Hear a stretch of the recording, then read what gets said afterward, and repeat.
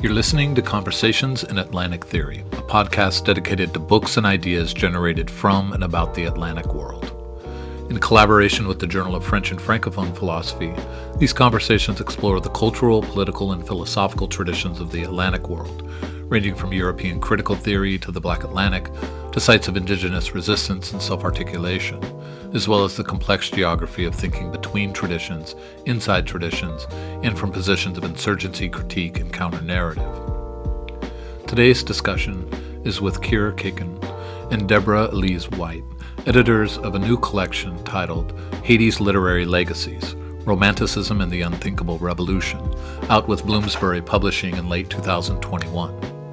Keir teaches in the Department of English at State University of New York at Albany, in Albany, New York, and is the author of numerous articles in the book Imagined Sovereignties, Toward a New Political Romanticism, published by Fordham University Press. Deborah teaches in the Department of Comparative Literature at Emory University in Atlanta, Georgia, where she has written widely on 19th and 20th century literature and thought, and is the author of Romantic Returns, Superstition, Imagination, History, published by Stanford University Press. In this conversation, we discuss the place of Haiti and the Haitian Revolution in the Atlantic world's literary imagination, the long shadow and persistence of Romanticism, and the enduring significance of Haitian history and thought for thinking through issues of race, nation, revolution, literature, and conceptions of the new. Keir and Deborah, welcome. It's good to see you. Thanks for having us. Oh, hi. Thank you for having us. It's great to see you. Well, I'm really happy that we have a chance to talk about this edited collection, Haiti's Literary Legacies. I just want to say at the beginning, and this will come out as we talk, I'm sure, I just really love that this volume is out in the world. I think it makes a lot of really interesting contributions to literary theory, literary history, lines of influence, and so forth. And just really, for me, helps develop, broaden and develop a picture of Haiti in an Atlantic world context that I think is utterly crucial. And so really, thank you guys for putting this together. I really appreciate it. It's wonderful to hear. Thank you. And, to that, I wanted to ask both of you to talk a little bit about the origins of the project for you. I think about, when you author a book, what it takes to author a book, right, is an enormous emotional and intellectual and time investment. And when you author a book, of course, what you get is a thing that's your ideas pressed out into the world. Editing is really a different kind of thing, right? I absolutely always argue for the weight of edited volumes in sort of tenure promotion cases, but also recognitions of scholars generally, because, especially in this case, it's the kind of project that raises a whole set of new questions for so many scholars. But that does mean that the motivation for an edited volume is often, I think, something very specific, both its origins and where you draw that energy and inspiration for it. So I wanted to ask you both to talk a little bit about what drew you to it and why this project and why take it on now. Okay, well, it's interesting the way you put that. There's sort of two angles. There's the more kind of personal angle, what drew me to be interested in this subject, and then there's the why the edited volume now. I think for myself, I actually have been working on revolution, on figures of dates as sort of naming strategies for revolutionary events, in which the name sort of stands for something that seems kind of unnameable. And I began working on Hugo because he was kind of obsessed with dates and his late writings. After the Paris Commune, he wrote a novel about the terror called 93. He wrote a volume about the Franco-Prussian War and the Commune called L'année terrible. And this drew me to look earlier into his work. I'm sort of conscious I'm on a podcast in Atlantic Theory, but really I was working on Hugo. And so that sort of pulled me back. And then I started to Boug Jargal, this early novel that deals with the Haitian Revolution. And then I started sort of reading some Haitian authors in conjunction with it and teaching them. So that's sort of how I got there, which is a more sideways, backwards way to get there. My earlier work had been on British Romanticism, but that's the truth. But I have to say, vis-a-vis the question of why an edited volume, it seems to me that on the one hand, and I do think Kira's trajectory is a little different from mine. On the one hand, you have a lot of lacunae in how, particularly a field that I've always been identified with, or my work's identified with, which is Romanticism, how that field has sort of constituted itself in relation to revolution and the so-called Age of Revolution has always been, what a surprise, the French Revolution. And there's both the need for that to change, but also the reality that it was starting to change. And that there was a lot of interesting work out there, younger scholars, older scholars, people who began working in the Caribbean and thinking about this, people who had not worked on the Caribbean before, not worked on in a transatlantic way before, all this kind of interesting new work that's sort of burgeoning, which made this seem also like, I think, a really good moment to bring things together and bring people together, bring things together. It seemed like this was exactly the right time to do that. Yeah, my own pathway to the project was a little different in the sense that my interest in the Haitian Revolution flowed out of my first book, which was an argument about the way Romanticism is an attempt to rethink, modern conceptions of sovereignty through the aesthetic imagination.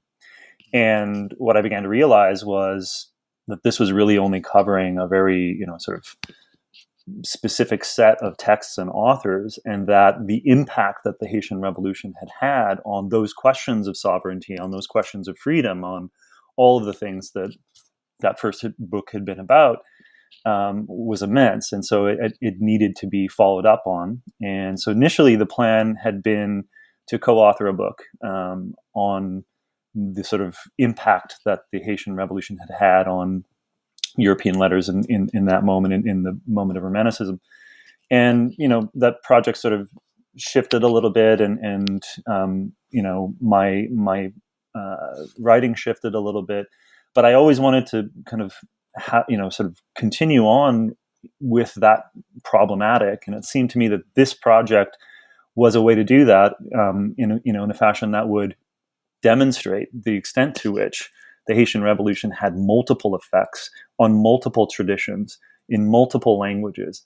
And so that's when, once Deborah and I had sort of realized our interests had coalesced, we decided to do the project together. One quick thing I wanted to add is the impact of teaching on me, because once I started to work on this and then sort of look at Haitian authors and Haitian poetry and talk and work with my students on this and seeing the nature of their interests. These are students from all different backgrounds, seeing the nature of their interests, how the silence in the classroom, there's the dead silence, which class we're over silence. And then there's the, that's a terrible one. Oh my goodness, they're listening silence. Yeah. And that was interesting for me. And this is also, sort of with everything that's been happening in this country here. And I have to say, for me, that was a big impetus also to my writing, and that was inspiring to me to feel that in the classroom, and impacted my desire to, in thinking about the Haitian Revolution in relation to research and writing.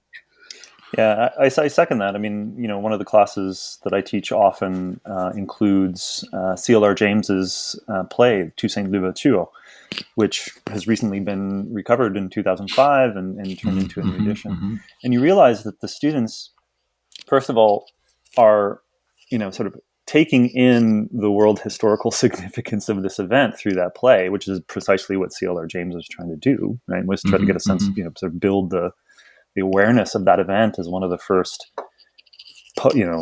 decolonizing moments, especially in the context of 34 and the invasion of Ethiopia by fascist Italy and so on.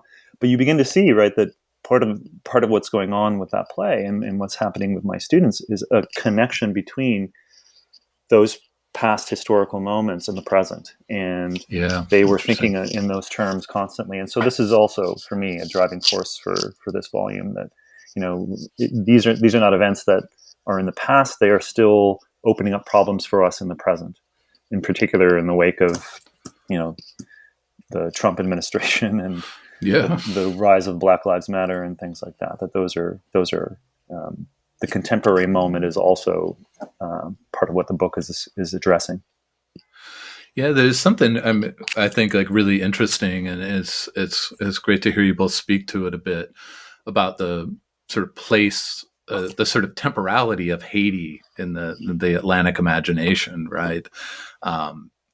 The way obviously it's located in a specific moment, right? The revolution, the uprising revolution, and nationhood, but also the way it is not fixed in that moment, the way it could stop a classroom of students who may otherwise be actually quite bored by talk about the 19th century.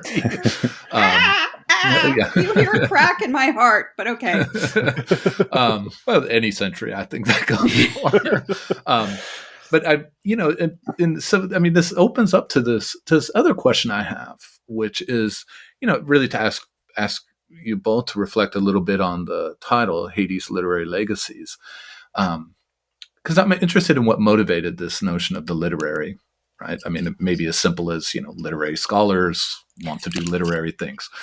But of course, Haiti's sort of place in the Atlantic imagination is so much about political history and the history of the Black Atlantic, right? The revolution is unlike any other. The fact that, both James and Glissant wrote plays about Toussaint, right? And we can just see that resonance in African American thought and Caribbean thought and West African thought and European thought. But that tends to be about the sort of enigma and power of a revolution of the enslaved, right? But this volume, right, Literary Legacies, it's a completely different frame than that sort of revolutionary imagination as political history. So I'm curious how you think, both in terms of motivating the volume and the titling, but also reflecting on the volume's composition itself. What do you think this shift toward the literary helps us see that other political historical approaches to Haiti, the revolution, and its resonance might miss? Sure. Well, I mean, I think the one of the goals of the volume is to try to think about the ways in which this revolution produced what you might call something like the shock of the new, right? That it was an unprecedented event, and that what literature does, or what literature has available to it as literature, as a form of writing that is interested in things like the performative dimension of language, the capacity not just of representation, but of the creation of the new, that those two alignments in a way are the literary and the event are in some ways conducive to each other, but in terms of thinking about the nature of something that's unprecedented, that can't quite be articulated immediately in the terms or in the forms of discourse available at that moment. And so the literary is a place, we argue, I'll let Deborah speak for herself, but where that is, capable of registering that shock in ways that simply a historical record isn't, right? So the James claim that it's, the unprecedented as the only successful slave revolt in history is one way of understanding that unprecedented nature of the event. But also, how does it begin to impact these other forms of thinking about freedom, these other forms of thinking about identity and the fluidity and solidness of identity and so on?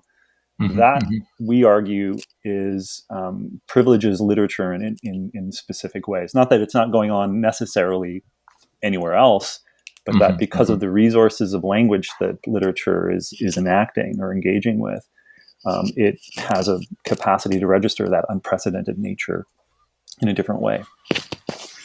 Yeah, Deborah? Yeah, I think this captures, I'm happy to sign my name to what Keir had to say about that. And obviously him and I have had a lot of conversations. I'll just say this was genuinely, certainly important to us, and I'll say important to me. To bring into the conversation, I had actually attended, before we started kind of serious work on this volume, a discussion at a big literary conference on Romanticism and Black Lives Matter. And one of the speakers, who absolutely, I think, meant to provoke an audience of literary scholars, I think it was a deliberate provocation, but was very insistent that in some ways the whole category of literature and the literary had to go. And that's something that I resist and reject, while again conceding that maybe he was, kind of trying to poke the bear. Precisely because it and at this time in particular, where there's a kind of emergent sort of awareness and argument about literariness. And I think, there's literature in the sense of the established works of literature, a tragedy, a sonnet, an ode. But there's also literariness, which is something that sort of literature focuses on. And I think that's reflected in this volume. In the texts people choose to address. And literariness, which you can find in a constitution. To lose sight of that is to lose sight of an important the things that language do. Things that language do, especially if you speak grammatically. Things that language does. The performative nature of language, which, yes, then can be, the institution can then sort of regress, cite earlier institutions, reinforce norms, right? We tend to think of language. I think that there's that Barthes quote. It's in the inaugural lecture at the Collège de France, where he says, language is fascist because it compels speech. But language is also event. It's also the breakdown of that fascism. It's the breakdown of that compulsion and the interruption. It can interrupt norms as well as institute them. And certainly, think about someone like Louverture. Louverture was constantly directing, composing, writing, rewriting, editing what his secretaries had written. And one of the essays in this volume, Terry Kelly's essay, looks at a whole dialogue he wrote between himself and Sonthonax, one of the French commissioners who's associated with the first proclamation of the end of slavery in the northern part of Haiti. And I think thinking of these figures in their literary dimension, if you skip that, you're skipping something important about the nature of revolution, about the revolution of revolution. It seems really genuinely important to engage. Yeah, I mean, one thing that really struck me about the volume was it, and you both spoke to this in your own ways, is, one of the there's enormous force and possibility opened up by the place of Haiti in the Black Atlantic political imagination, or just the Atlantic political imagination. But there's also something very limiting insofar as it becomes, in some ways, I think the Haitian Revolution can become a kind of Rorschach test of, you see in its significance what you want. There are things that resist that, of course, as with any historical event. But when you open up this sense of the literary, as both of you say, a different picture of Haiti emerges, and giving that full treatment. I mean, I did think, this is something to sort of keep, for me, I kept coming back to as I was thinking about what to talk about and thinking about having read the volume. It just seems like this opens up so many more edited volumes, precisely to say, this is a reminder, that Haiti was a cultural event, right, and not just a political imagination event. But in this way, I want to also ask you all about the subtitle as well as the title.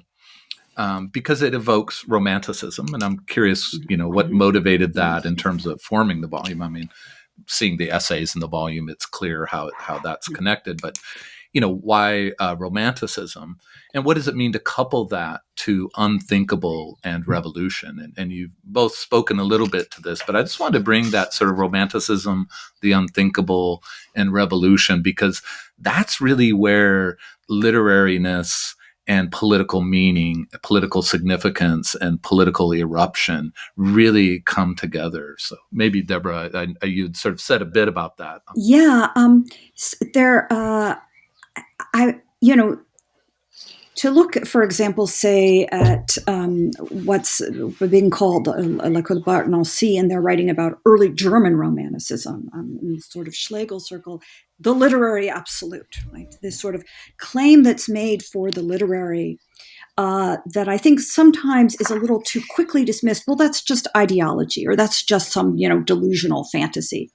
Mm-hmm. But the idea that sort of literature kind of sets the terms of its own theorization, that literature has a kind of critical dimension, that literature is sort of, and for that reason, because of its kind of self-positing nature, is strongly associated with freedom, with origination.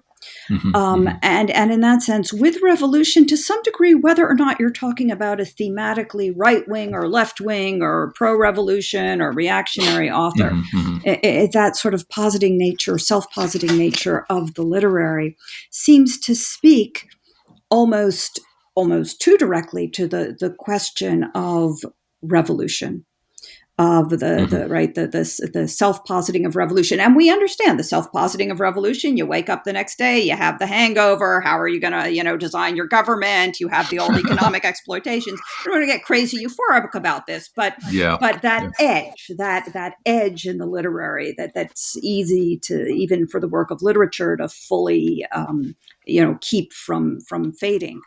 And I think that romanticism, that cluster in romanticism is important. There is a more kind of traditional literary history answer, I think, that can also be given, right? If one thinks of romanticism as coming sort of as the age of Enlightenment is morphing and marking a kind of limits within Enlightenment thought.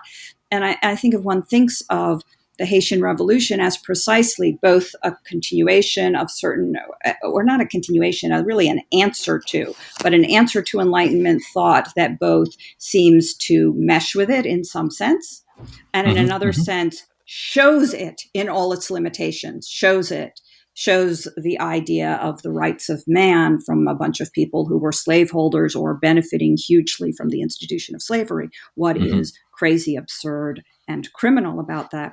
So I think there are also kind of traditional literary history answers. You could say romanticism is always allied with the problem of revolution, et cetera, et cetera. But I think that this question of how romanticism brings out or draws attention to the literary as something self-positing. The phrase I think we cite in the introduction to this book is the Derrida formulation of the right to say everything. That kind of opening to the most expansive avenir, the to come of democracy that comes from that right to say everything, I think is another way of formulating that. And it is very much, I think, linked to writers that, at least traditionally, romanticism, you don't want to hypostasize that as a term, but writers that are linked to romanticism, the romantic tradition, or at any rate are in dialogue with it. Yeah, and Kira, I know you had spoken about sort of the new, right? The both the disturbance and the sublimity of the new. So I'm curious how this resonates for you. I think that the term romanticism for me in the volume is also doing the work of trying to rethink the ways in which that moment or movement has been primarily read in terms of the French Revolution, and linking the new, the unprecedented, and so on with this very specifically European project. And what we begin to realize, I think, is that we have to understand its romanticism's connection to revolution in much broader terms, right? Where what we have is not just Wordsworth's lament for the collapse of the French Revolution into what he calls a gewgaw machine and so on, and the sort of collapse of those ideals, but in fact, their realization in a place, right, that otherwise would not have been understood as part of that project, part of the Enlightenment project.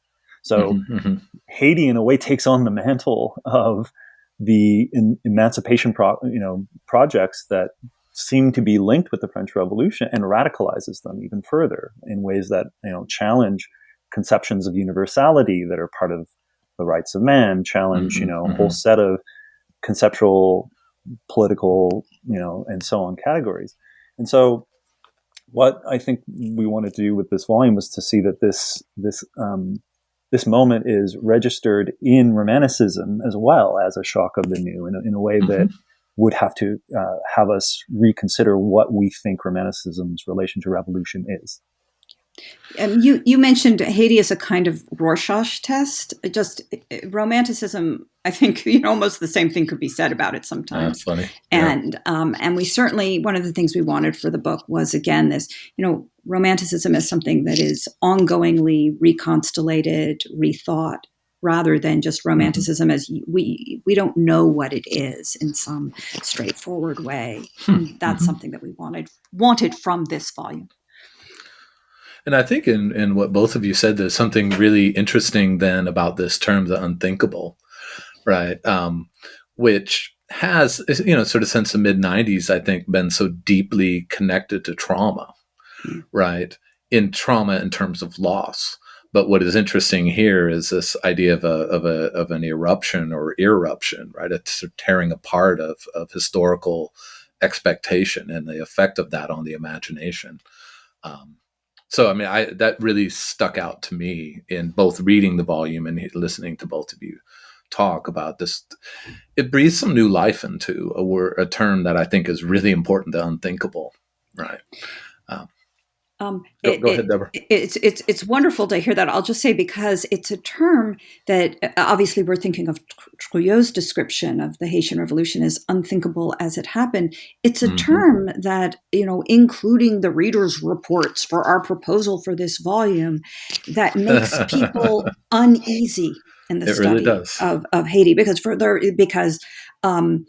there's always respect, of course, for Trouillot and his intervention, but to this day, people hear about this volume and they're like, "Well, what do you think about the unthinkable revolution?" I actually got an email like that fairly recently. I think sort of recognizing the resonance of the word, what is still challenging, what remains to be thought, what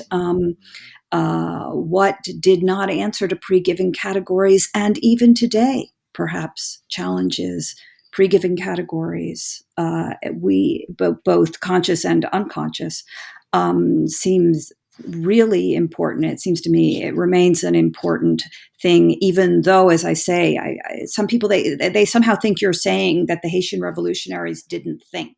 I don't know. They have some very literal way of hearing it that seems to me, or they're like, well, we've shown there was lots of documentation. Trouillot knew there was lots of documentation of what happened. That's not what he's talking about. And I think that, I perhaps sound too contentious, but anyway, I also think that it's a really generative and powerful term in this context. And of course, the unthinkable is thought, right? And I think in the sense that, one of the examples we give in the introduction in the volume is the 14th article of the Constitution of 1805, where belonging to the nation of Haiti constitutes you as Black. And this includes Poles, Germans, and so on, mercenaries who had switched sides, who had been brought over by Napoleonic armies to fight against the uprising. And what that does, right, is it tries to think the unthinkable by making that term the thing that had articulated itself as the bottom of the racial hierarchies that had, made the slave system possible, as the condition of universality for belonging to this new society. So what it does, right, is, in a sense, reinvent the term or register the unprecedented nature of the revolution in the reconstitution of Black now no longer as the excluded element of the universal, but as the universal itself. And so, almost in a sort of Rancierian part of those who have no part, right, where that becomes the basis of the universal claim for what the revolution's, emancipation involves.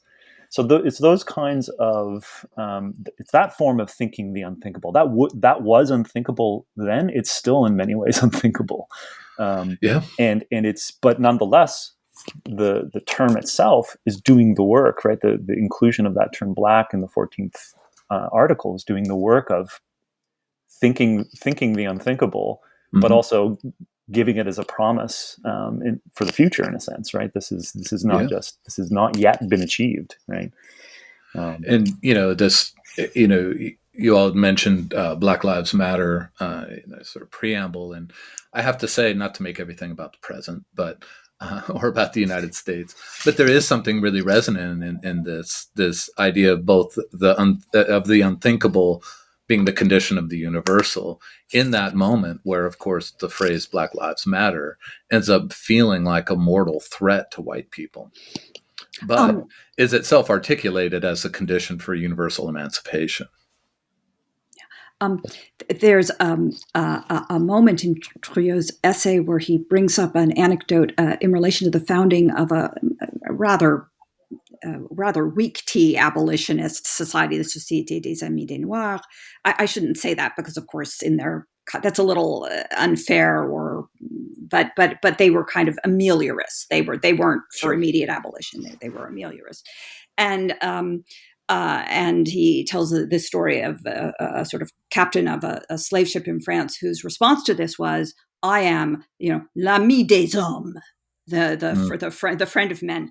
And I was so struck because it is a sort of premonitory, or it's impossible to read that today without hearing it as premonitory of Black Lives Matter, all lives matter, in which all lives is like that, I'm the friend of men, les hommes, as sort of as if it were the universal term, but in fact the all there means the all can only be represented by at least in the United States, the all can only be represented by white lives.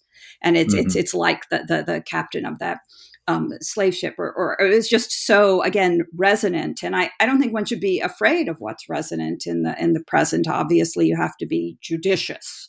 And as you said, judicious about being sort of US centric as well. But I think absolutely those resonances, it was one reason why it was important for us to do this book at this time. Yeah, I mean, there's a whole lot to go with that. To go from with that, I mean, one of the things I thought reading the volume, and especially hearing you both just now, is how much this also shows that somebody like Fanon's work, which is so obsessed with the break with the old, right?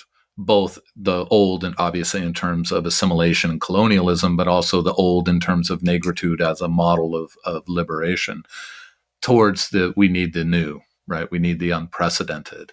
It shows that this argument, this issue has a really deep history in this Atlantic world, which is not revolving around that post-World War II moment, but really about the very moment that Haiti spoke for itself. Right? Exactly. And as anytime the subaltern speaks for itself, there is a speaking back and the friend of all, and so forth. And let me ask you all about the periodization or the sort of question of period in the volume, right?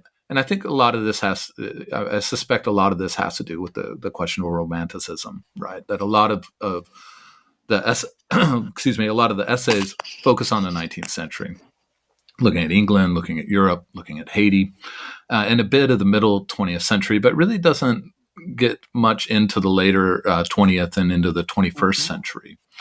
So how do you think, and this is not a criticism, by the way, I mean, no volume, I mean, Haiti and its resonance is not containable in one volume, and it would be shameful to think it would.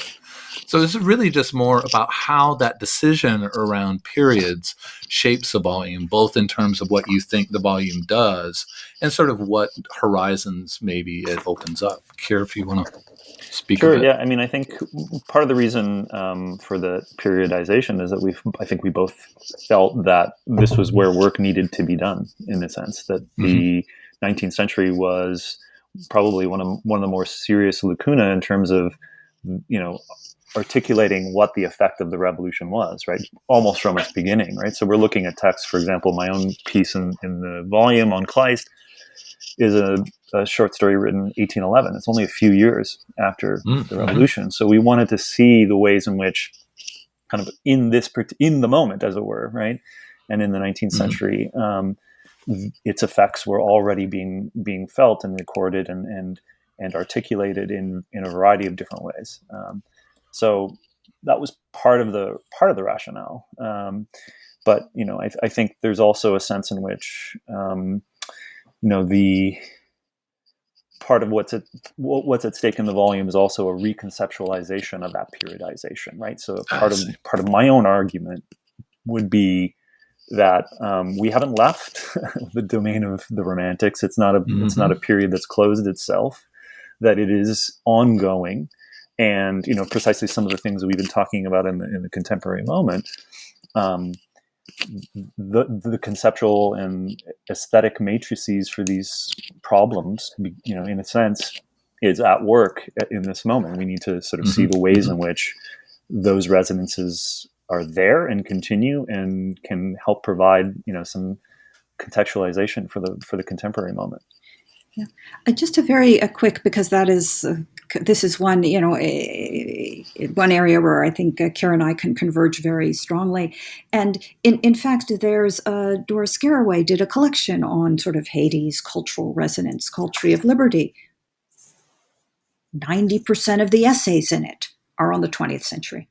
Philip Kaisery wrote a book on sort of literary depictions Haitian Revolution.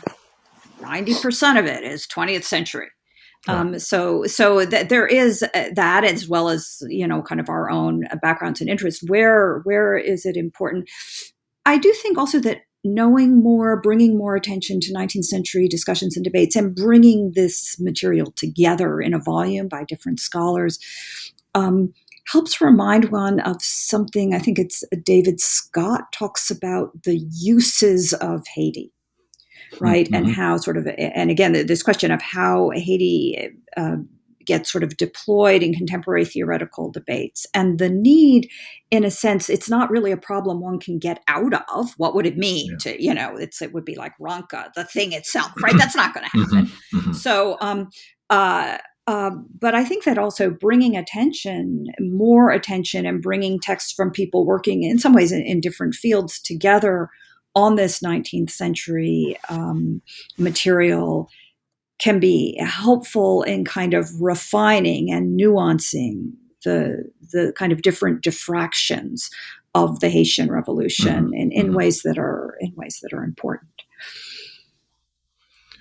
Well, let me ask you, and perhaps this is the answer is, well, this is a more of a later 20th century, 21st century question.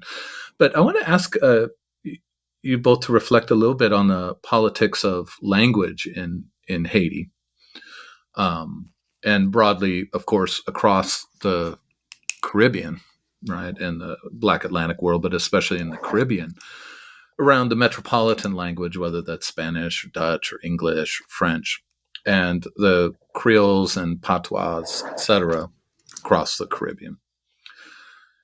So, of course, in a sort of later, I'd say like post sort of 1970 Caribbean thought, especially in the Francophone Caribbean, there's been so much about the opacity of those language formations in relationship to the broader Atlantic world, and especially the metropole, especially Europe and England.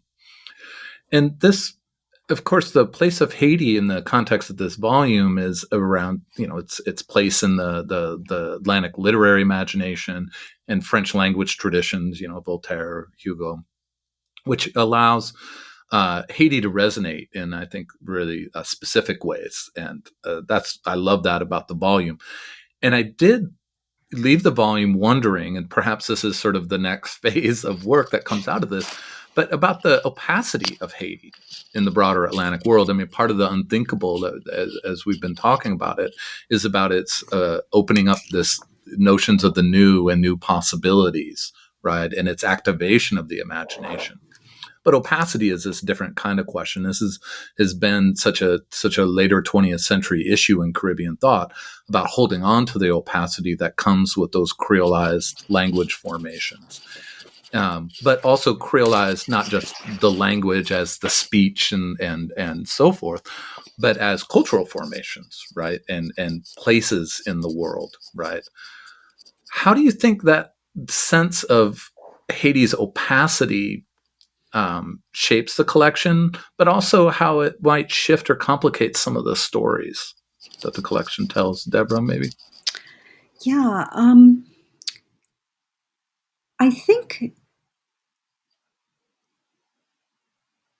this has to also be a question for the 19th century and the late 18th century. In other words, it has to be a question. I'll start by saying that the essay in the volume that perhaps comes most directly to address this is there's an essay by Mary Grace Albanese on the kalinda, where she talks about dance. And in fact, though I don't discuss it in Hugo's Boug Jargal, there's a whole sequence on dance. And in Hugo, of course, it's ridden with all kinds of sexual hysteria, etc. I don't discuss it in this particular essay in this volume. And she looks at some of but of course, her sources for talking about the kalinda include the sort of the descriptions that were given by French colonial observers and missionaries, etc. But I think that's one of the places in the volume where one begins to touch on that, including the problem of how one accesses this. You could be fluent in Creole and still that doesn't solve the problem, right? And I think. I think she raised it, and she also says very interesting things about the question of the metropole, because a lot of the early 19th century Haitian authors are sometimes thought of primarily as sort of too much oriented towards their audience in Paris, or towards what they hope is a potential audience in Paris. And she points out that they are also looking at the oral cultures and the Creole. And it's sort of, that's also part of, in other words, this literary culture that, is in Alexandrines or is also kind of has the elements or is in touch as a sort of metaphor with these other cultural resources. And I think one even sees that in Louverture, who turns up in this volume in a number of places, and Teresa Kelly's essay, which talks about like the presence of Creole proverbs in even his French texts. And I think that it is a serious question. This volume, and in that sense, maybe the word, it's very hard to kind of, even though romanticism, you could say romanticism is sometimes a kind of, in quotation marks now, sort of high literary formation that at least claims to be reaccessing oral cultures, right? That's a very standard. Think of the ballad revival. And that might be a reason, again, why romanticism can be a resource here, not just a blocking agent.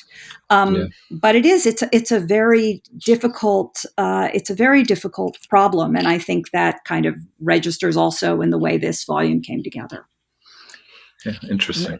And to address maybe the second part of your question, which was a creolization in this other sense of a kind of hybridization or a movement of exchange, right, between the opacity of Calenda and in Mary Grace Albanese's essay, she compares it with calenture, which is a European trope, right, which tries to which understands this figure of land superimposed over the ocean as this interplay between fixity and fluidity and so on. What I think she shows in that essay and what Teresa Kelly shows in her essay in L'Ouverture, for example, is that what's happening is a kind of problematization of the way the trope of calenture works in Romanticism. It's engaging, it's confronting an opacity, right, that it can't quite fully access. But in doing so, it itself moves, it shifts, it begins to articulate itself in new ways. So the calenture in the European Romantic tradition suddenly has to take into account that opacity. It moves towards it in a way that changes itself at the same time. So I think there's a couple of ways in which the book is interested in this question of, right, the ways that an encounter with that otherness or opacity ends up right, kind of producing a becoming on the side of the tradition that seemed to exclude or deny the existence of it, of that opacity. When I'm wondering, John, also when you used the opacity with its sort of resonance coming from Glissant, and thinking about sort of a kind of unconscious, in the way in the Francophone tradition there's a kind of deliberate, not deliberate forgetting of Haiti, right? And so my mind tends to go to psychoanalytic language and sort of like kinds of traces of the repressed that are there, sort of ways of remembering Haiti that actually also have to do with sort of obscuring and forgetting Haiti. Sure. And I don't know if that kind of resonates with what you're thinking about when you bring up opacity. Yeah, I mean, I think, what comes next is always what I think of when I read, even if it's not my own my own future project. But I do think there's a huge question of the place of Haiti in the Francophone imagination, and I think that Francophone thought in the Caribbean, starting with Césaire, really fixes Haiti in the past, right, and doesn't in the Notebook, Césaire, it's like describes Haiti as the place where negritude first raised its head, first found its voice. But Haiti as a living place, right, as having language, literary, cultural formations, right, that are their own and that are both intertwined with, but also very different than other Francophone former colonies or overseas departments at this point for Guadeloupe and Martinique. I mean, I think Haiti in its own way in the Caribbean remains an enigma, right? And I'm not sure it's always thought of as a productive enigma, which is, I think, enigma here, maybe the unthinkable, and its ongoing unthinkable character. That's what I like about the volume, is that I think, whatever one says about each particular essay, this broader effect of the unthinkable being detected across various geographies, across various literary figures and traditions and so forth. I think it's a model for going back to think about, how does it animate Césaire's Notebook? How does it animate Fanon's work? Right, quietly, because it's about reading for absences when one thinks of opacity, and not simply for the sort of bold presence or fully articulated presence. Yeah. It's the question of, and that's why I think opacity and the unthinkable, I said that sometimes the word unthinkable seems to trouble people or make them uneasy. And I think the concern is, how does one maintain one's sense of the singularity, of the enigmatic character, as something that indeed would be productive and not simply a kind of blocking agent. In other words, not simply Haiti's just some irrational thing that, let's send the NGOs and leave it at that, right. And of course there's a heavy evangelical presence of obsession even nowadays with going there. If you do quick Google searches, trip to Haiti, what comes up is nonstop evangelical. Interesting. And I think there's a lot of stuff with adoption that is very, very problematic and troubling, and even possibly resonant with thinking about trafficking in people. Mm-hmm. And and sort of how to, kind of, on the one hand, actually, yes, normalize these things so they can be talked about and debated in a serious way, Yeah. while not losing sense of the singularity, the opacity of, it's I think, and this is why I think opacity is an important term, because it's exactly what the sort of NGO evangelical interventions, I think, are completely and deliberately blind to and uninterested in a sense. In one sense, in another sense, Mm-hmm. if you're a missionary, you're learning Creole. Right there, Yeah. that they're, so it's this also this another kind of weird dynamic there, but it's actually in the interests of a kind of erasure. Mm-hmm. Yeah, because I was also thinking, I mean, this gets to Martinican literary tradition, but the way Confiant and Chamoiseau have, especially Confiant, have really wanted to move Caribbean literature towards its vernaculars, right? Composed, printed, and read in those vernaculars rather than in a broader Atlantic language.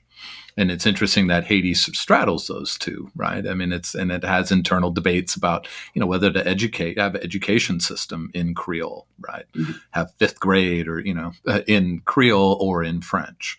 And so that sense also of the opacity that underpins that decision is a commitment to not being fully visible.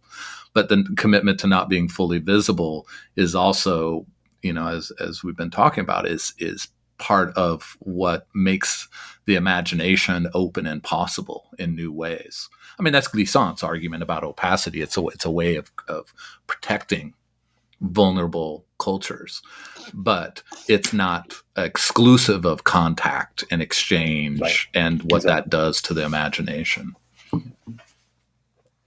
So, this is sort of along those lines. Of course, the volume, crosses geographies. Europe, England, Caribbean, North America, and in doing so, crosses racial difference. Right. That's part of what composes all of these things about the unthinkable. Right. The imagination of the revolution. So it covers white Europe, African American, white American, Afro Caribbean, and sort of, if you think about the relation of the essays to one another, I wonder how you see those geographic distances and differences operating, as well as racial difference.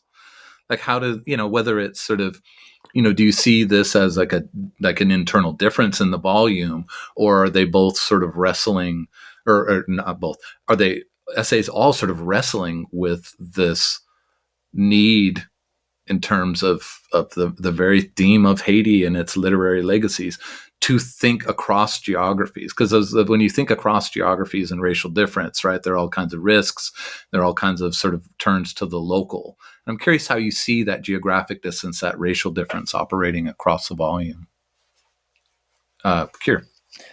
Yeah, I think, obviously one of the goals of the volume was to show the way in which Haiti had an effect in a whole variety of different places and a variety of different literary traditions. But pretty clearly, what's happening, I think, in what the volume shows is that the figure of the Haitian Revolution, has a whole variety of different resonances that in some ways can be predictable and in some ways not. In other words, so for example, the way in which the Haitian Revolution figures in the Black press in the United States, and this is Brigitte Fielder's essay, and in the writing of Harper's of, it's omnipresent. It's everywhere. It is, even if it's not mentioned, right? It is a constant touchstone. It is a way of articulating an abolitionist discourse in the United States. It's a way of articulating a connection to a broader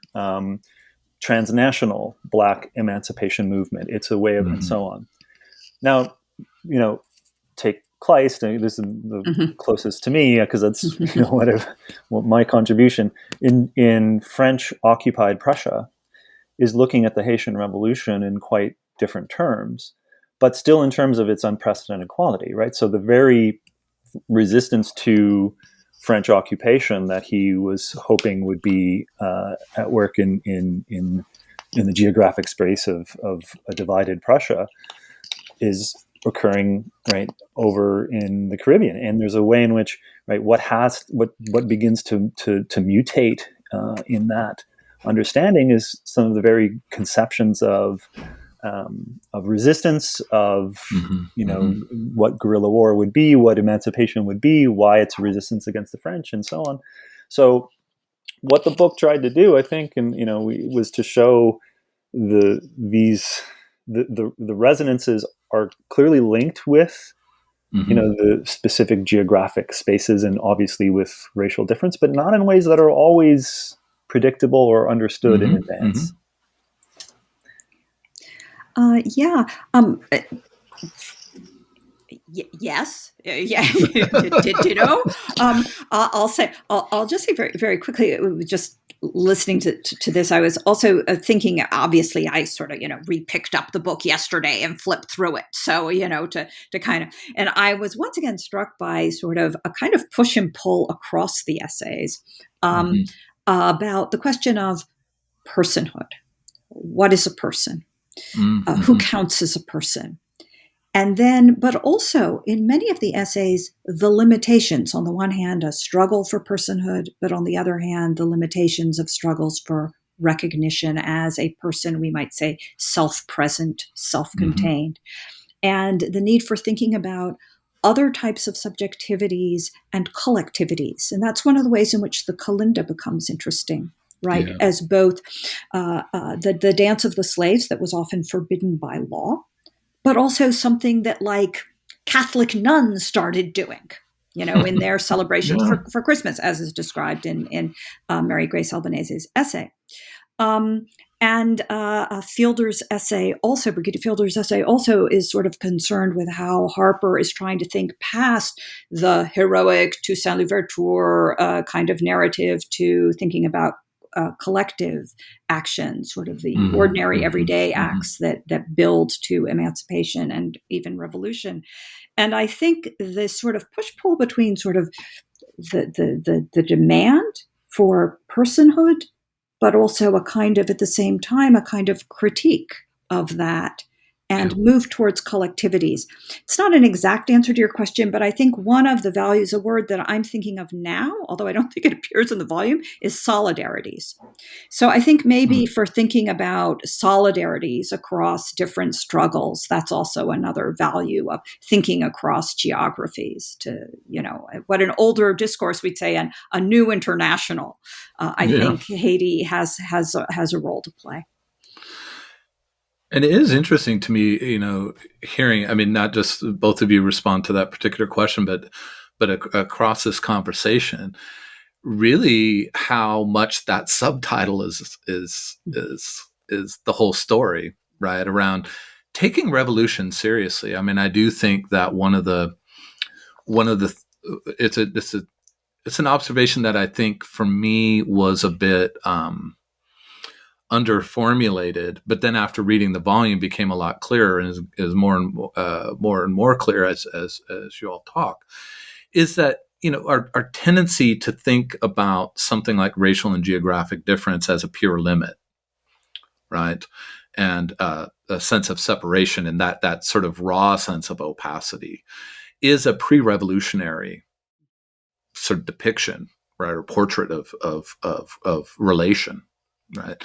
But in these revolutionary moments, which we don't live in right now, except in these little bits and moments and hints, I think, around Black Lives Matter and its initial promise. But, what this volume does is get us back to that moment of when revolution was fresh, right? When it was actually opening up the possibility of reordering the world in terms of, so when you say like, sort of, it was really interesting just to think with you as you were talking, Deborah, about, what we might call solidarity, what we maybe used to call the international collectivity, as sort of the struggle for words to talk about this. And that's, of course, what the shock of the new always is it calls for a new vocabulary we don't have, but is opening up to the necessity of that. And that's one of the things I really like. I asked about the period that the volume is set in, but one of the things that is really interesting to me about keeping it in 19th or to early to mid 20th century is it really does keep that the effect of revolutionary events fresh in the consciousness of the writers and the need to think with them in that moment, right? So I know I'm talking, isn't so much a question, but I find this so interesting, the way we often, I shouldn't say we, but I often underestimate the transformation of the imagination in a revolutionary context because it becomes so calcified in terms of our narratives about, the first this, the first that. Right. And of course, one is rightly suspicious whenever anyone says first or unprecedented or new. Obviously, for C.L.R. James, that he quite explicitly, when he republishes in the 60s, The Black Jacobins, right? Haiti is about a global struggle. Yeah. For him, even as, yes, he's looking at the specifics of the situation in Haiti. I think one of the reasons why, sort of looking back to the revolutionary era becomes complex to people to maybe step back from the euphoria of the new is indeed sort of the day after the revolution, so to speak. And something like the Haitian scholar Jean Casimir, as a book was recently translated into English on the Haitians, where he talks really about the question of neocolonial exploitation, the question of Haitian elites who in some ways participate in this, and who not in some ways, who, ally themselves, you could say, with the other, the capitalist international. I think that this also, I think that's one reason for a lot of the distrust around the revolutionary. Obviously, as I said to you at the beginning of this conversation, that revolution was what I was working on. It sort of galvanizes me. I do take it seriously. It may be there's an interview with Derrida. I apologize for quoting people, but all these quotes keep sort of floating in my head, but where he talks about... I love quotations. I'll cite you, but I always that the right to think everything. I'm like, okay, I'll cite you, but I'm like, I got to talk about that. Yeah. So that's sort of the idea of a revolution and the idea of revolution. And I think Haiti and struggles in Haiti today can continue to be a resource where, there are major struggles around many issues, but most recently people have been on the street about the incredibly low minimum wage there, and to sort of to see this as a living history is important. It's not where my scholarly expertise is. That's the truth, right? Yeah, sure. But and there are other people more say that, so that would be a different episode of this show. But also certainly to keep that alive in one's mind, and especially if one's to talk about relation and solidarity, I think is important. So this is, and maybe picking up on that, not my scholarly expertise, but nevertheless, you put together a volume, you read the essays, you think about the nature of the volume, you introduce it. You have a sense of both what the volume says, right, and what the volume does, but also what the volume needs next. I'm curious what your thoughts are. I mean, readers will have, especially Haiti specialists will have all have their own kind of version of this. But I'm curious, how this Haiti's literary legacies, seeing it in the context of Romanticism and the sort of long history of and presence of Romanticism, all of those things, it really gets a different portrait of Haiti in circulation. But what do you think? What kind of questions do you think it means? It leads us to ask. Like, what questions do we need to be asking? And whether that's just the questions, or like what kinds of volumes do you see naturally growing out of this. Whether or not it's yours, editing is so much work. If you're like, I never want to edit something again, totally get it. So, but it's really more just like, thank you.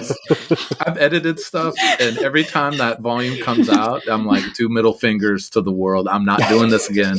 And then a few years later, I end up doing something. But really, just in terms of questions and the kinds of themes that you think this leads us to.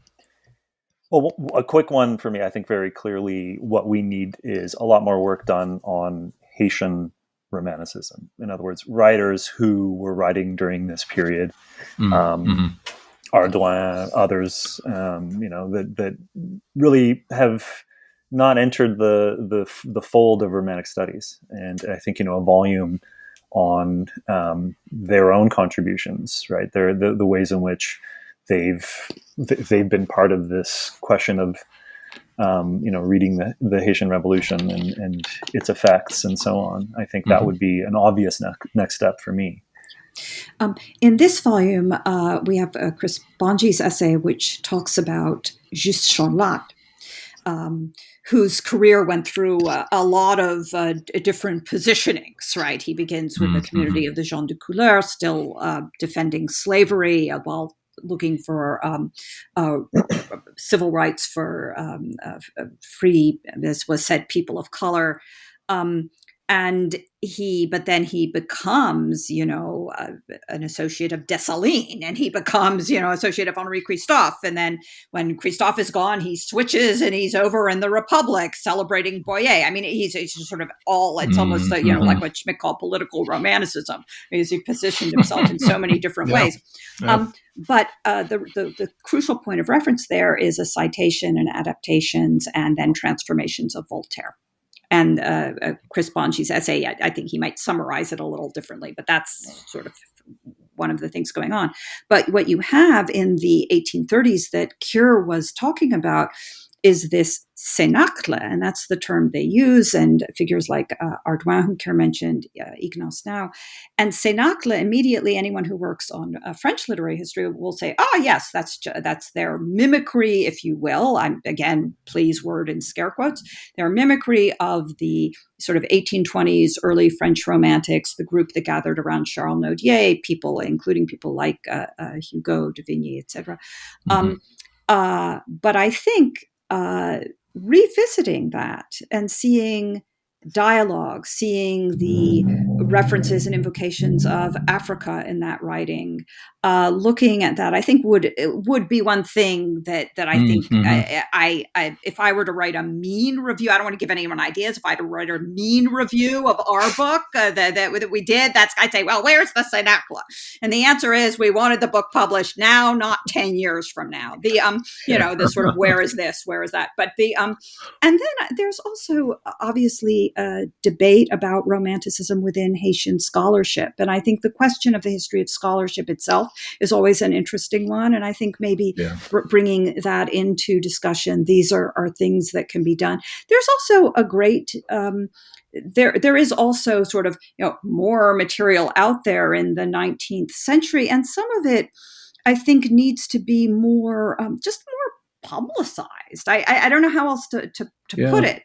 I was rather shocked. I'm still trying to figure out if I can do something about it, that there's no good modern edition that you could assign to a student or sell to the general public as a 19th century novel of Harriet Martineau's historical novel about Toussaint Louverture, The Hour and the Man, which is is a really interesting early Victorian treatment of Louverture, which influenced actual historians working on Louverture, which has a kind of remarkable description based on her personal visit to Forjou, the place where Louverture died. So I think that, just more work of that kind. There are a lot more volumes if publishers would publish them to be done.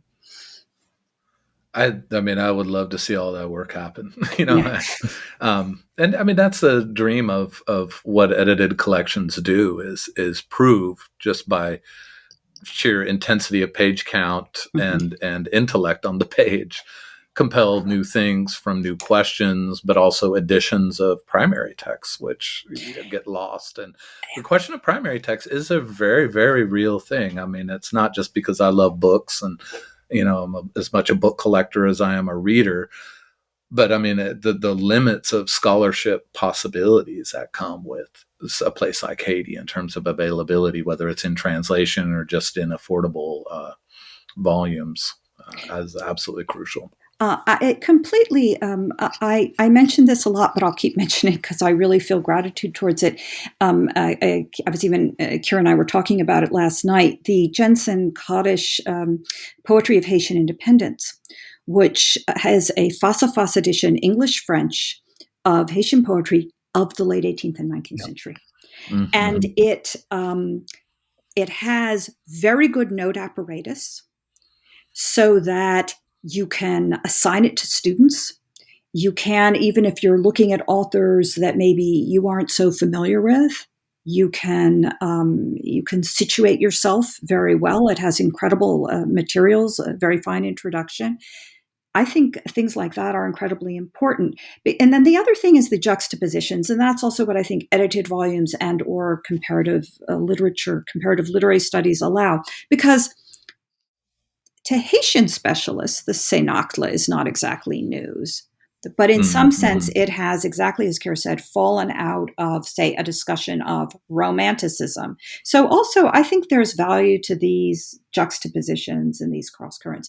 But yes, I think there's still a tremendous amount of primary material and a tremendous amount of translation work that will be really valuable, especially if you're talking about solidarities, if you're talking about looking across geographies, if you're talking about building new relations, including relations into the 21st century with Haiti and Caribbean, but also specifically Haitian struggles, so as to have, as, instead of the tagline always being, Haiti, the poorest nation, that sort of tagline that everybody feels compelled to say. Well, everybody, I mean, in the mainstream media in the United States. There are a lot of other taglines. They don't all have to be heroizing and idealizing, but there's a really rich textual and a rich literary legacy to be looked at and explored. Well, let me ask, speaking of books and publishing them and so forth, you mentioned if someone wanted to write a meme review, hopefully no one will.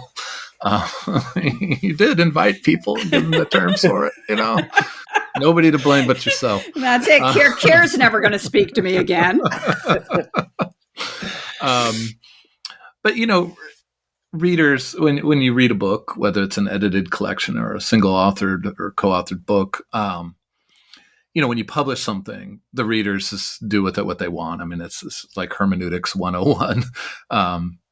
And hopefully we're not imperial about, you need to get this out of the book or else, right?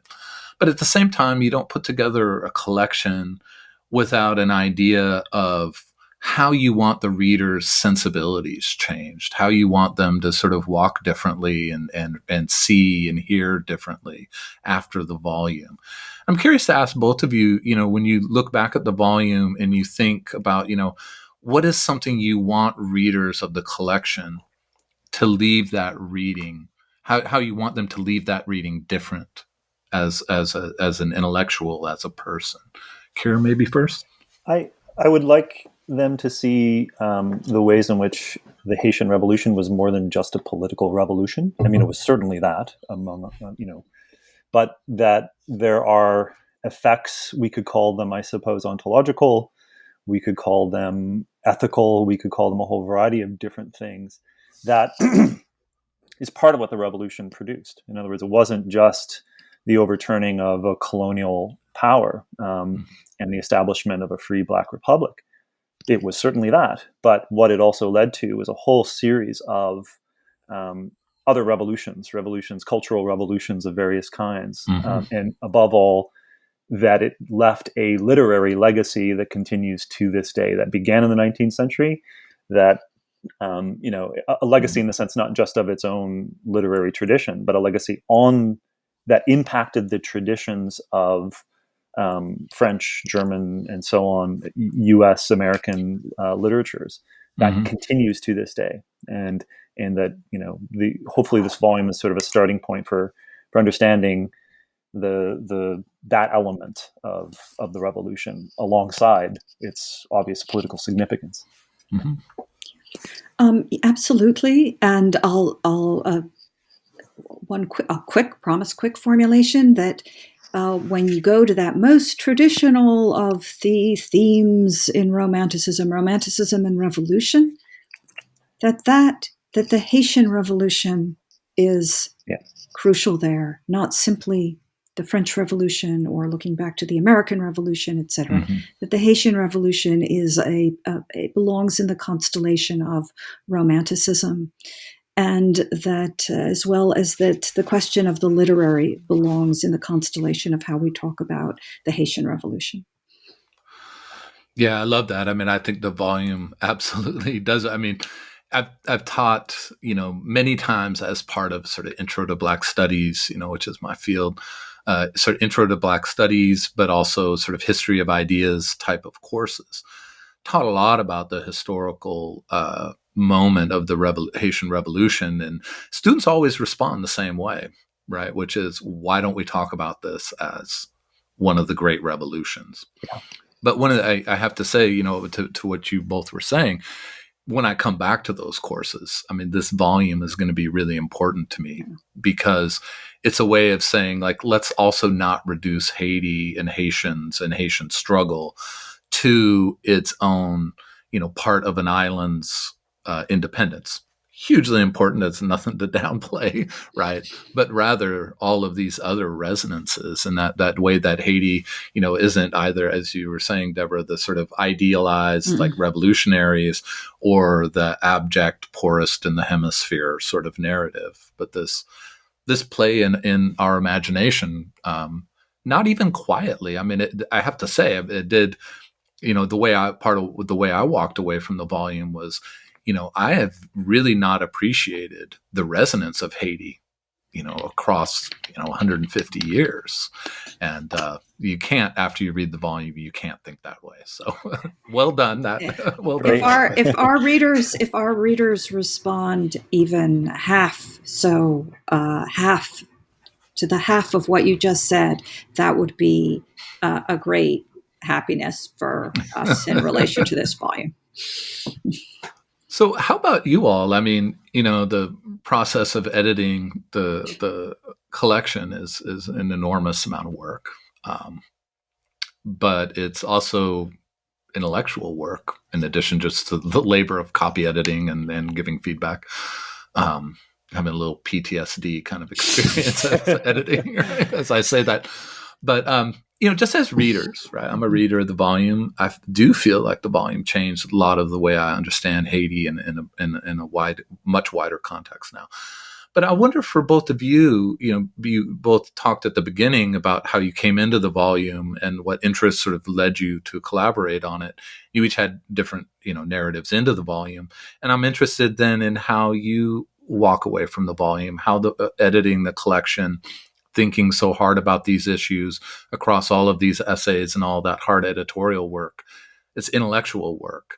How did that intellectual work change the way you walk away from the volume? You've been away from it for a while. Those of us reading it, I mean, it takes a while to get out in print, but, how has it changed your own thinking and trajectory? Deborah, maybe start. In part, I think it's heightened my appreciation for collaboration of all kinds. Mm-hmm. So I'll start with collaborating with Keir, and I allow that Keir, your way of talking about this may be different from mine. We genuinely wrote the introduction together. I think that's a fair description. And I think it's genuinely something that I could have written on my own. That would have been something different. And I think it's something Keir wouldn't have written on his own in the same way. And it's not the case that I read it. I mean, obviously, I know which of us did the first draft of X and Y. Okay, I know that. Yeah. But it's not the case that I read it and go, cure sentence, Deborah sentence, cure sentence, Deborah sentence. That was very interesting to me. And to be honest, not something I would have fully anticipated. And I think my thinking was stretched. And then also in the work of giving feedback, because you have to enter into what the other scholar is trying to do and argue, and they don't necessarily think exactly the way Kira and I do. We weren't looking for that kind of uniformity. Why do an edited volume if you're just going to, close off different avenues? And so I think the value of collaborative work. And I did become, I think, more aware, more looking towards in my future work, the importance of editions. I know I already mentioned this, but the sort of sense of all these texts that are not necessarily accessible.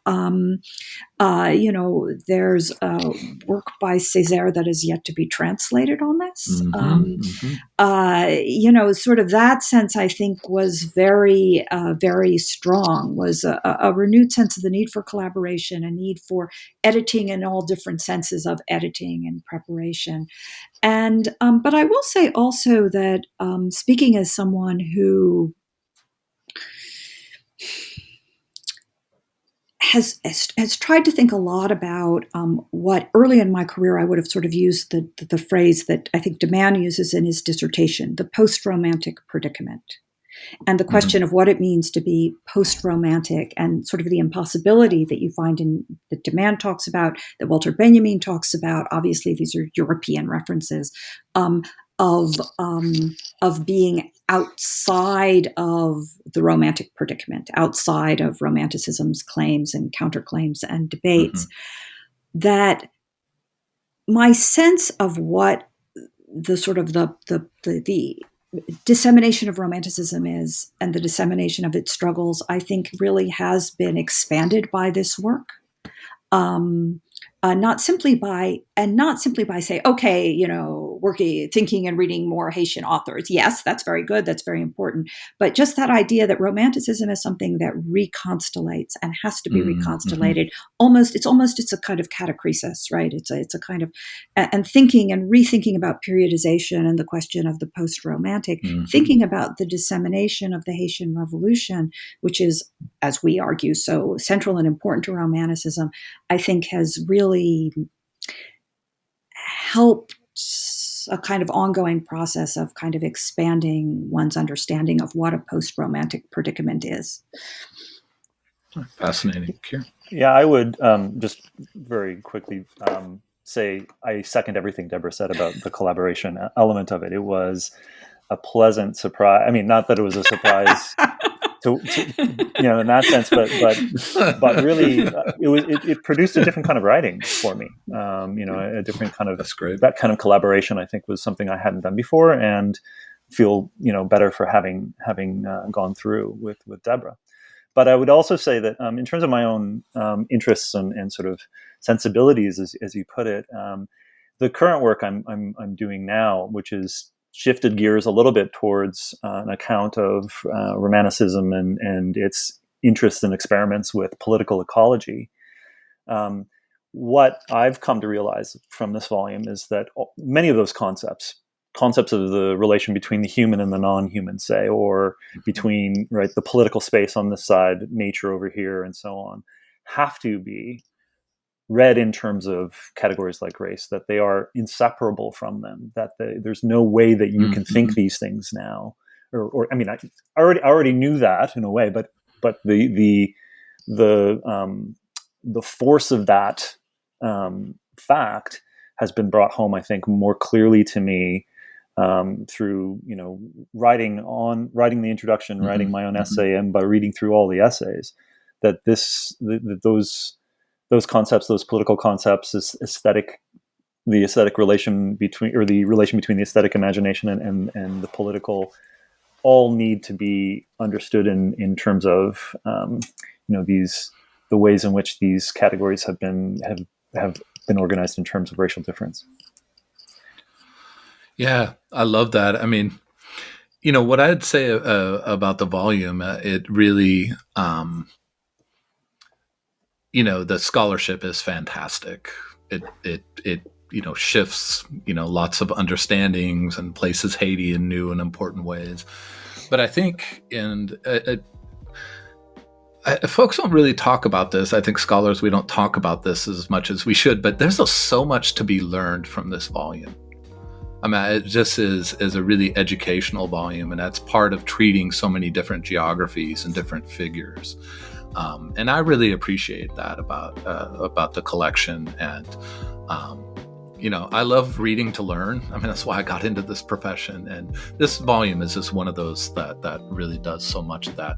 And I loved it. I hope it gets a lot of eyes on it, because I think it's important in so many, for so many different kinds of scholars. And I appreciate you two taking the time to talk about it with me today. Well, thank you very, very much for such generous words, and for that response to the book is kind of wonderful for both of us. It's been a real pleasure. Yeah. All right. Take care. Bye-bye. Bye-bye.